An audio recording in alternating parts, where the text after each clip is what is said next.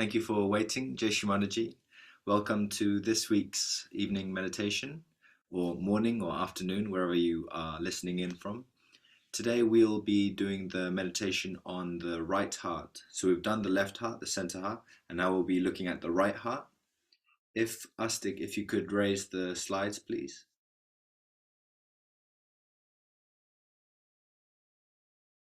So we have the subtle system here, and if you look at the heart area, you can see the left side with the flame, the central heart, which we did last week with the security, and now we'll do the right heart, and we'll discuss more of that now in the next slide. So yes, the heart chakra can be felt on our pinky fingers. So the right heart will be felt on our right pinky. It can be felt on in our toes, the smallest toe, and then just around the Brahmarandra, around the Sahasrara, we can feel the heart. That's where the chakra is on the head, and then just behind the sternum bone in the chest is where the heart, the right heart, is located there. Could you give the next slide, please? So we discussed a little bit about deities last week with Sri Jagadamba. And now in the right heart, we have Sri Sita, Sri Rama, and Sri Hanumana are seated here. And they are deities who became famous in the Indian epic, the Ramayana, which happened a long, long time ago. But Sri Rama represents balance, he represents dignity, he represents the humility within us. So he resides in the right heart, and he shows us what is the proper mode of action, or the proper way to behave to be a dignified person. There's many stories about him, but he's very famous for being very soft-spoken and benevolent. He was so loved by all his people. He was the Purushottama, means the perfect man, and he made an example for mankind on what is the perfect behavior. So he really set that example. And Sita, Sri Sita, is the example of purity, virtue within us. She was completely pure, and there's many examples of how she was completely dedicated to Sri Rama. When he was exiled from his kingdom, she gave up the riches of her kingdom and followed him. And then she was abducted by the evil Ravana. There's a long, long Ramayana story. I would like to say a few short little bits about that, maybe a little bit further. And then Hanumana. So there's not a picture of Hanumana here, but Hanumana is the monkey god, and he represents the power of action in the right hand channel. Could you show me the first slide, please, Astik? The first slide, thank you. So if we look at the right side, which is known as the Pingala Nadi, is the yellow channel there. Sri Hanumana is the one who looks after this right side. So he's the one who controls all the people who are very sun-oriented. And he does this by giving people the power to think, and he gives us the conscience. He gives us the ability to discriminate what is right and wrong, good and bad. And then also we have this right side is connected to the ego. This is where the ego is built. And Sri Hanumana has a way of controlling the ego by making fun of it. There's a very famous story of how he burns down Lanka while making fun of Ravana, who is the kind of example of ego. So he's the one who controls the right side, and he controls the egotistical people by making fun of them. If you could go back again, please. So the right heart, it controls the lungs, the bronchial and nasal passages, back of the throat, and behind the eyes. Next slide, please. So the deities here are Sri Sita, Sri Rama, and Sri Hanumana. The number of petals is the same, is 12. The element is air, and yeah, the air is also the element that Sri Hanumana works through. All the people who invented things like the telephone did so through the powers of Sri Hanumana. The planet is the sun. The day is Friday. The stone is ruby. The qualities here are dharma, righteousness, fairness. And the causes of catch are cold exposure and mistreating others. So the right heart is really how we treat. It's a lot related to how we treat others. the fact that we have to be fair, dignified, and if we mistreat others, we catch there. To treat it, we can keep warm, do breathing exercises. The plexus is the cardiac plexus, and the color is red. So if we could have the next slide. So we're going to say a mantra when we do the meditation, and the mantra is Om Twameva Sakshat Shri Sita Rama Sakshat Shri Adi Shakti Mataji Shri Nirmala Devi Namo Namaha. So the meaning is, O thou who art the embodiment of Shri Sita Rama in the form of Adi Shakti Shri Mataji Nirmala Devi, I bow to you. So this is a way of recognizing Sri Rama within ourselves and awakening him, Sri Sita and Sri Rama. We will also work on the right side by taking the name of Sri Hanumana. Normally we take the longer form, which is Mahasaraswati Hanumana, but we'll keep it simple for this meditation. And we'll also take the name of Sri Hanumana. So we will now move on into the meditation. And Astik, if I could ask you later on when we do the mantra, I'll ask you to bring this slide back up if that's okay, and so people can read from it. So if you could all sit nice and comfortably with your hands on your lap. And we'll just start this meditation very simply, establishing our connection with our yoga, with the divine through our sahasrara. So we'll just work up the left side first, and then we'll work into the right heart and the right side a bit more. So we can sit with our shoulders relaxed, our palms facing upwards on our lap.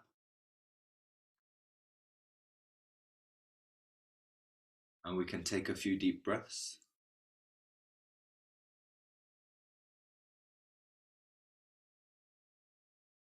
When you take a deep breath, try to hold it for a few seconds, then breathe out, hold it, breathe in, and do that a few times.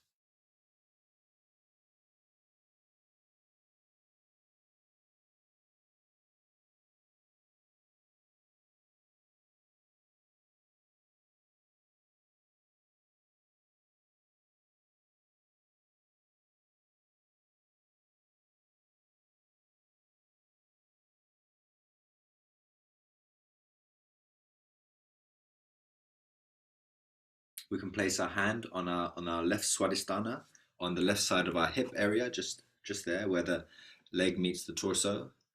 And we can keep our left hand on our lap.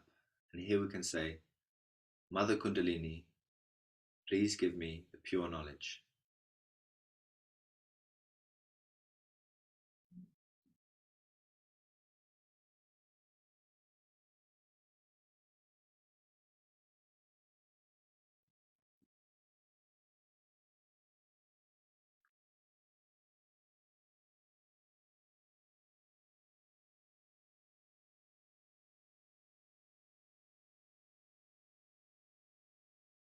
We can raise our hand to the left side of our stomach. And we can affirm inside, I am my own master. I am my own guru.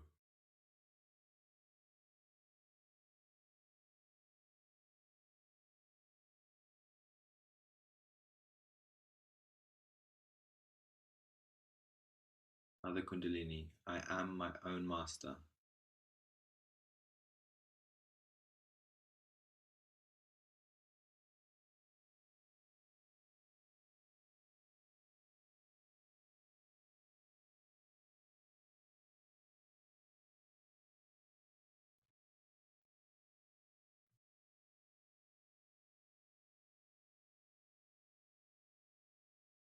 We can raise our hand to our heart.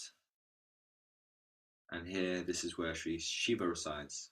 And we can say here, I am the pure spirit.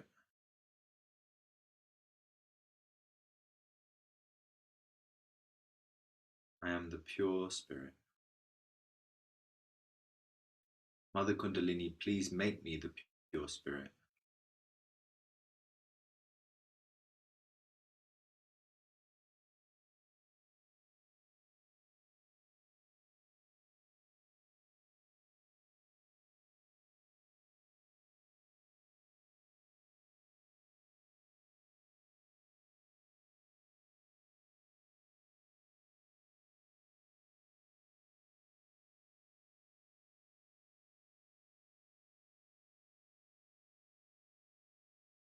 We can raise our hand to the left side of our neck and we can turn our head towards the right.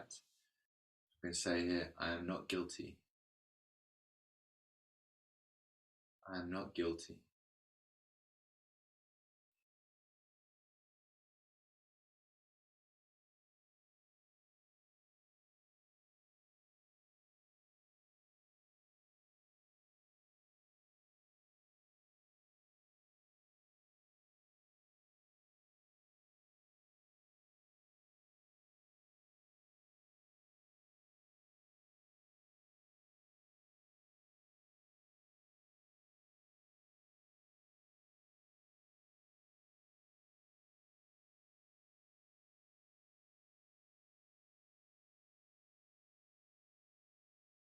We can place our hand on our forehead.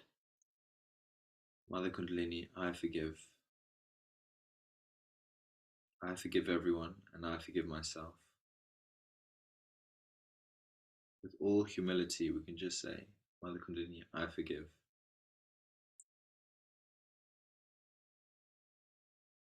If anyone has done anything wrong to me, I surrender it to you, Mother Kundalini.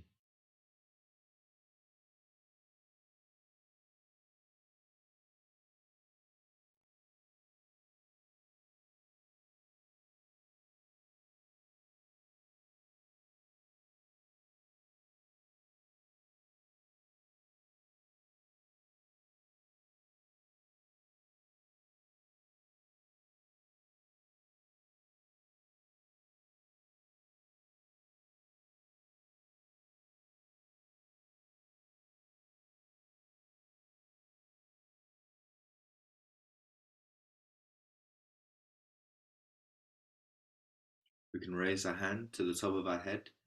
We can press down quite firmly here and rotate our scalp clockwise. Mother Kundalini, please establish my self-realization. Please give me the yoga with the divine. Please establish my connection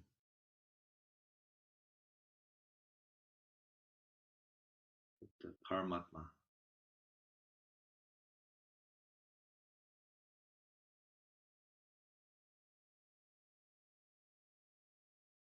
We can raise a hand a few centimeters above the top of our head. Just see how we feel there.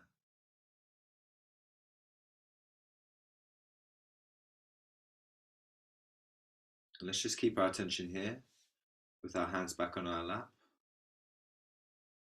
And if any thoughts come, we can just say, not this.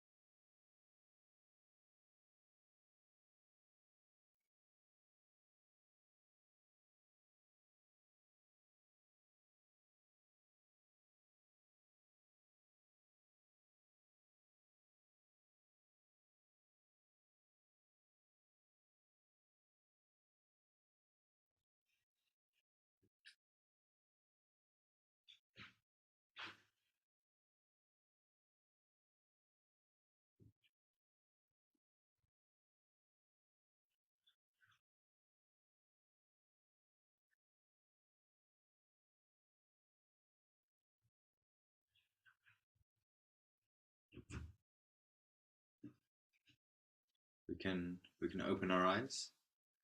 I hope you feel nice. I feel very, very joyful. It's so nice to meditate collectively. And now we'll work on the right side, which is the topic of this evening meditation. Astik, if you could raise the mantras up again.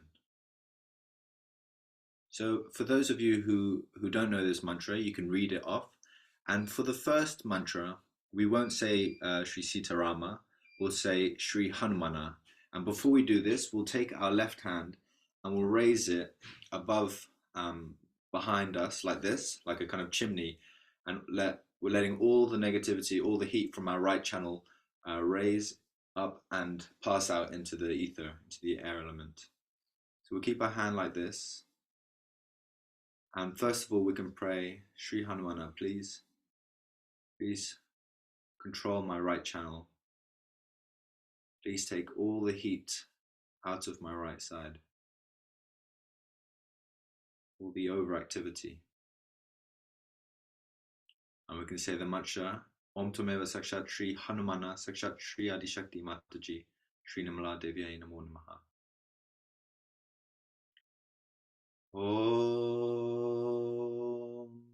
Tvameva Sakshat Shri Hanumana Sakshat Shri Adishakti Mataji Shri Nirmala Devyai Namo Namaha.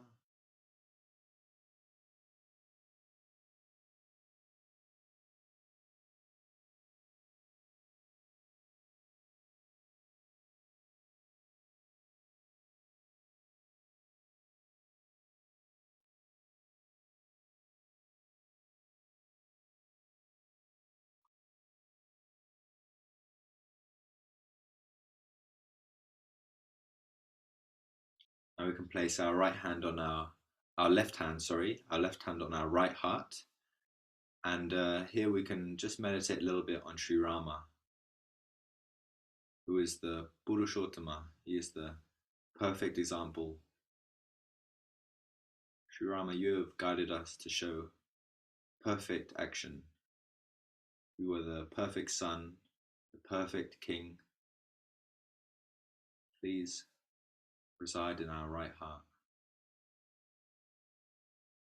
And now we'll say the mantra, Om Tumeva Sakshat Shri Sita Rama Sakshat Shri Adi Shakti Mataji Shri Namala Devyai Namo Namaha. Om Tvameva Sakshat Shri Sita Rama Sakshat Shri Adi Shakti Mataji Shri Nirmala Devyai Namo Namaha. And we'll just meditate on Sri Rama, just a little.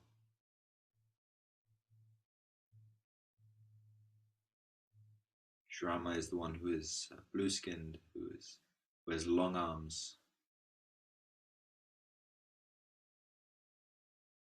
completely humble.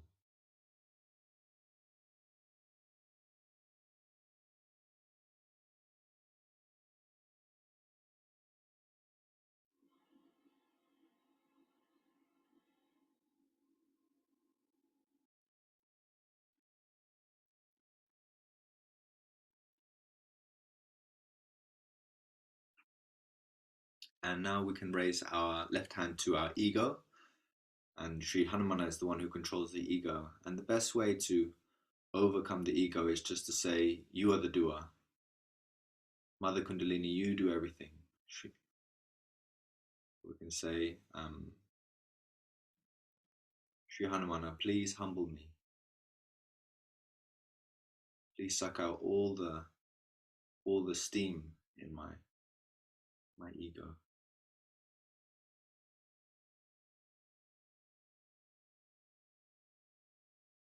And we can also take the mantra of Mahat Ahankara, which is great ego, which means you are the embodiment of the great ego in the form of Adi Shakti. Shri Mataji, Nirmala Devi. You are the doer. I don't do anything. So it's Mahat Ahankara. Om Tvameva Sakshat Shri Mahat Ahankara Sakshat Shri Adi Shakti Mataji Shri Nirmala Devi Namo Namaha. We can keep our hands back on our lap and we'll just meditate a short while.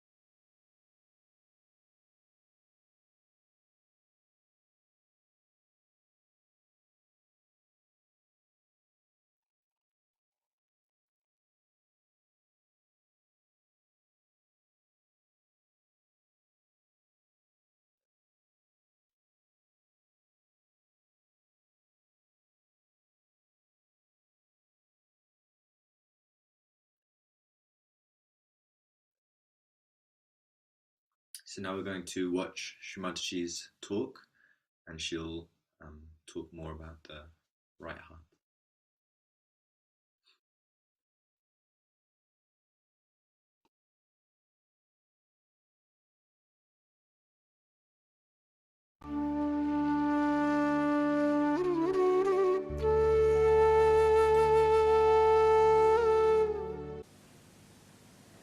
His qualities, if you have to imbibe, first of all, we have to understand the innate situation of Sri Rama. Sri Rama is placed on the right hand side of your heart. Right hand side, right heart. He is placed there. Now, in a human being, there is no right heart. If you tell somebody there's right heart, they say, what? There are two hearts? or 3 hearts. In our Sahaja Yoga, we have 3 hearts. One is the left, another is the right, and one is the center. Now the right heart is a very important thing.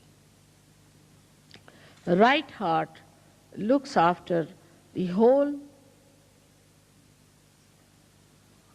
lungs, both the lungs, all the throat, the trachea, the nose, the inner part. The outer side is looked after, we can say the features are given by Shri Krishna. But the inner part of it is all done by Sri Rama. They are the same, but one acts as in the inner part, the another as the outer part. It gives you the ears. From the inner part, Sri Rama does, he gives you the eyes in the inner part of the eyes. Now, it's so important to have the inner side all right and the outer side. It's an example of Sri Rama. He never cared for the outer side or the outward looks of a person. Because he came before Sri Krishna, he tried to build up the inner side of a human being. So we can say, though he is on the right heart, he acts through your Hamsa Chakra and partly through your Vishuddhi Chakra in the inner side of it. Because Sri Krishna, in the inner side of it, is Sri Ram, is Sri Vishnu.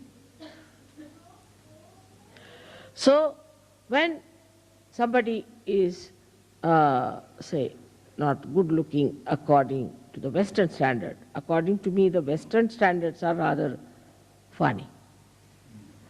Because Western standards don't look like, neither like Krishna or Sri Rama. The person like Sri Rama was a very healthy, tall person with his hands up to the knees. Ajanubhav. He is the one who has Ajanubhav. And he was plump. Both of them were plump. They had to be plump people because they were, though they were born of the Agni, he was born of the Agni, but the water is the main element of Sri Vishnu. So they were all plump people. They were not thin like sticks, as today's modern ideas are, to be thin like sticks and like TB patients. But it doesn't mean all plump people are good. We always logically think that plump people are, if mother says so, then plump people are good. It's not the point. The inner side of it, I'm saying. The inner side of it is just the opposite. Inner side of it is absolutely beautiful and absolutely full of love, affection and warmth.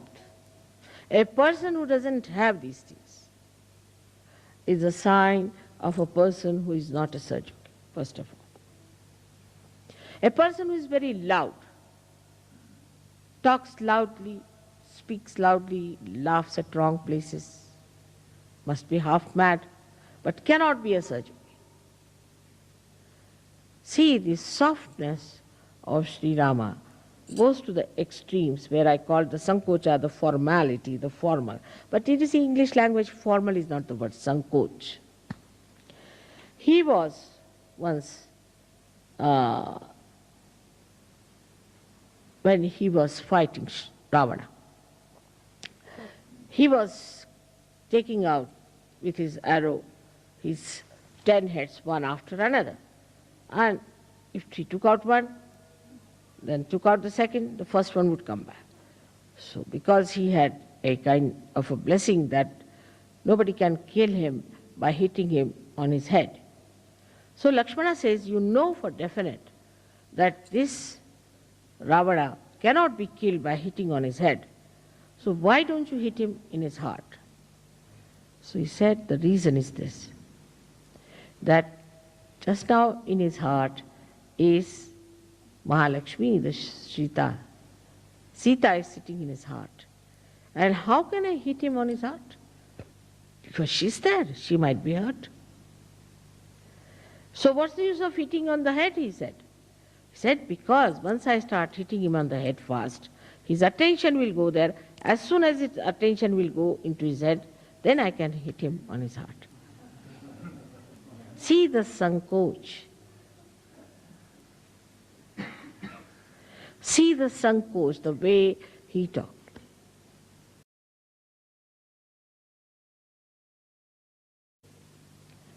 Now, when it went ahead with it in his character, which was so beautiful, that you find he was such a consistent person. Whatever he said, all the life he carried that. For example, he said, I'm the one who believes in one wife. Eka patni vrat. Now he had a very nice wife, no doubt, very beautiful wife, but she had gone to Ravana and he was left alone. When they wanted to start a kind of a yajna called as Rajasuya Yajna, which was meant to be the conquering the whole world.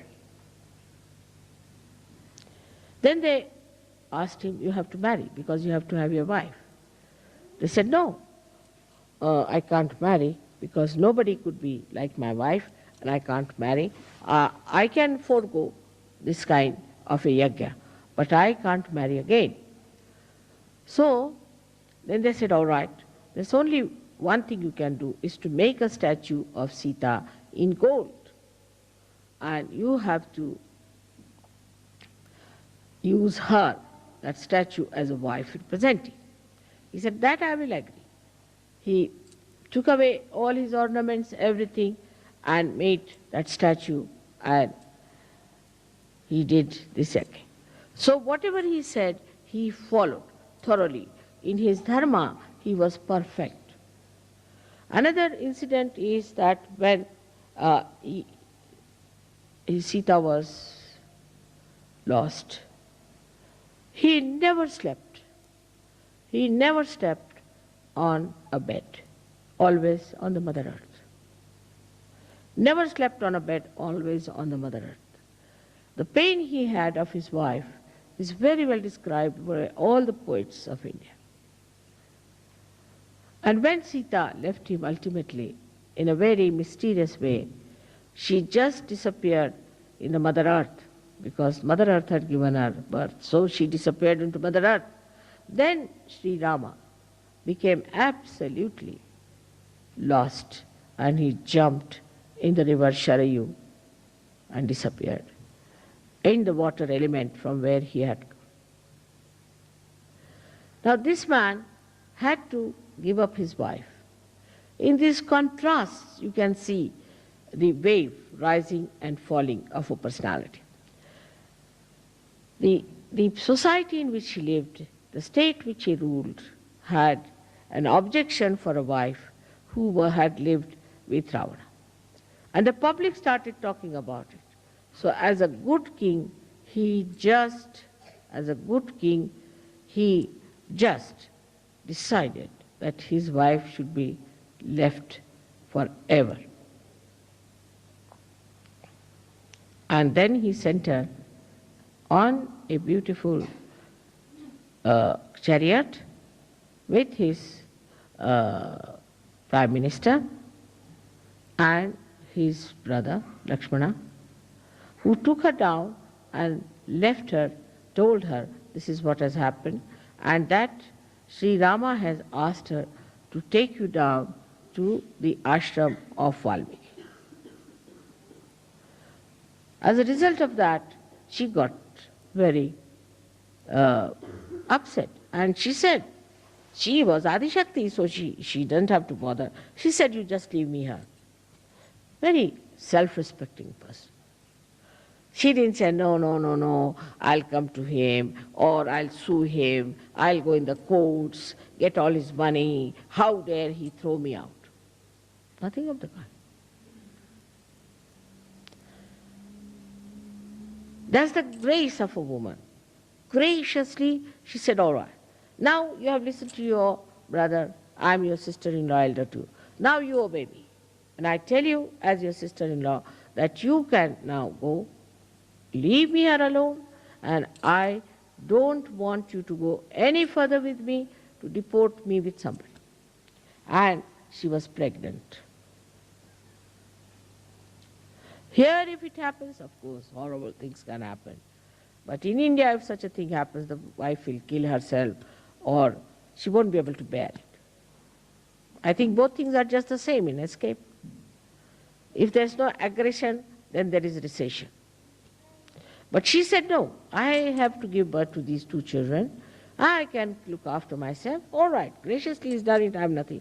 And please tell him not to worry about me.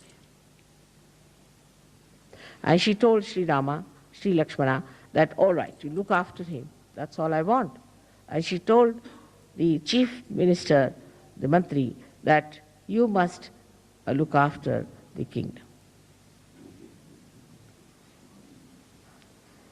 See the dignity, see the balance, see the character, the personality of Sri Rama. He was called as Maryada Purushottama. And look at his wife. She was equal to him in every way. So let's just spend the last 5 minutes with our attention inside. We can raise our attention up to our Sahasrara and gently rotate the top of our scalp again.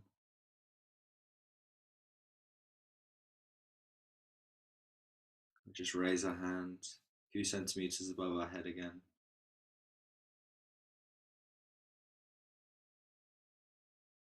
Let's just keep in meditation now. If any thoughts come, we can just say, not this.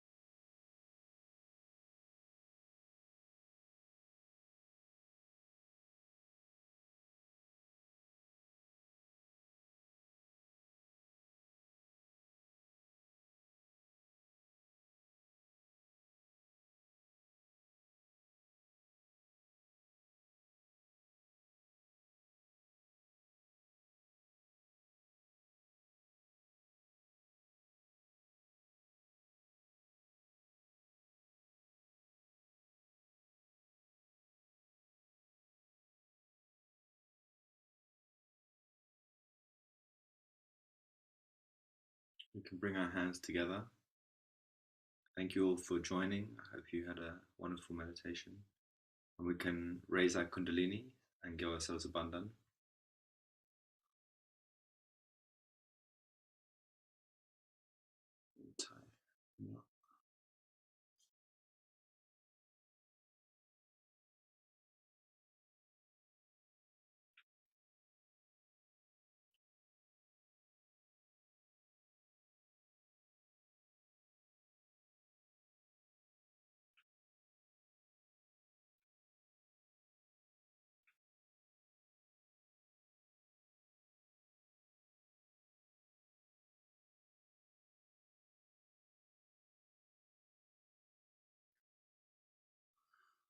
So there's a lot of knowledge, a lot of stories in Sahaja Yoga, and if you don't know much about the Ramayana, I would recommend learning about it, reading about it. There's so many beautiful stories that await you, and Shri Mataji expanded on some of those. Um, Now we're going to have the breakout rooms. This is the last meeting I'm going to host. Afterwards, it'll be Dr. Shalini. And I just want to say from my heart that it's been a really beautiful time with you all. I've had really nice experiences. I think I felt a really good connection. So it's helped in my own personal ascent. And I thank you all for being here. So we'll move on to that now.